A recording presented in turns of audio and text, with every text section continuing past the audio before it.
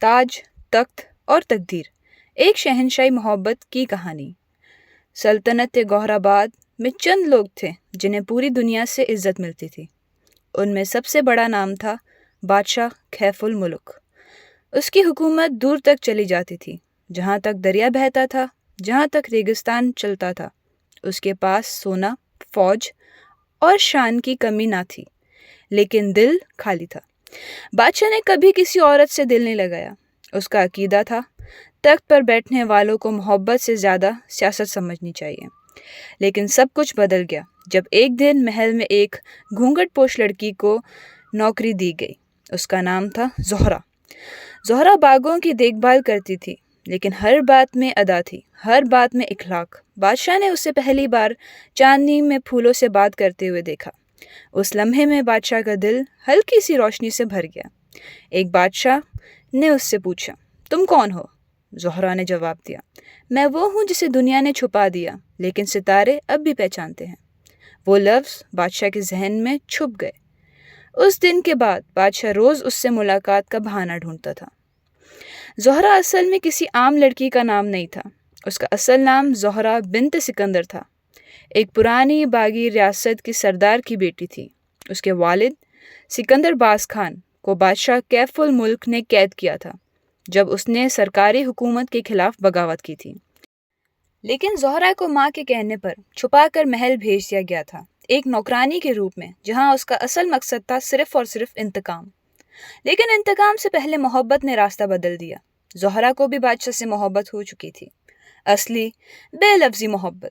उसने दिल ही दिल में दुआ की थी कि बादशाह उसका राज कभी ना जान पाए, लेकिन तकदीर के पांव कभी चुप नहीं चलते। बादशाह के खास वज़ारा, खास करके वज़ीर आज़म फ़िरोज़ खान और बेगम आला को ज़ोहरा से बादशाह की लगाव पसंद न आई। उन्होंने तज्ज़िया करना शुरू किया, ज़ोहरा की तलाश में माजी को खंगाला, और एक दिन राज़फाश हो गया। वो लड़की जिसे तू शहजादी बनाना चाहता है, वो बागी की बेटी है। बादशाह ने हर किसी का मुंह बंद करवा दिया। उसने कहा, अगर मेरा दिल बागी के घर में मिला तो मैं अपनी तकदीर उसी घर में ले जाऊंगा। लेकिन ज़ोहरा इस इज्जत के काबिल नहीं समझती थी अपने आप को। उसने एक रात महल छोड़ दिया और सिर्फ एक खत लिख कर गई, जिसमें लिखा था, मैं मोहब्बत तो जीत गई, लेकिन ताज का बोझ उठाना मेरे लिए नहीं है। ज़ोहरा के जाने के बाद बादशाह दीवाना हो गया। उसने पूरी सल्तनत में ढूंढ लगवाई।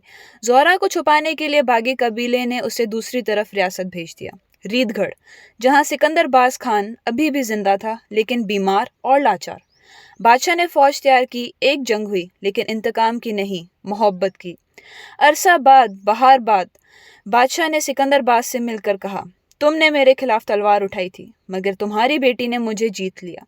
मैं इंतकाम नहीं, इज्जत देने आया हूँ। सिकंदर बादशाह ने कहा, मैं तुम्हारा हाथ थामकर ज़ोहरा को उसके हवाले कर दूंगा। तुम जैसा बादशाह किस्मत वालों को मिलता है, और तुम जैसा शौहर मेरी बेटी की खुशनसीबी है। महीनों बाद किला गौहराबाद में सबसे बड़ी शादी हुई। बादशाह ने ताज उतारकर ज़ोहरा के हाथ में दिया। मैं तुम्हारा शौहर हूँ, बादशाह लोग मुझे कहने दो, लेकिन मेरी सल्तनत तुम्हारा दिल है। लोग कहते हैं कि उस दिन के बाद गौहराबाद में सियासत नहीं, इंसाफ आया और मोहब्बत ने राज किया। बादशाह कैफ और ज़ोहरा का प्यार सदा के लिए मिसाल बन गया। अगर आपको मेरी स्टोरी पसंद आई हो तो मेरे चैनल को सब्सक्राइब कीजिए और मेरे वीडियो को लाइक कीजिए, ताकि आपके लिए मैं ऐसी ही कहानियाँ रोज़ बना सकूँ।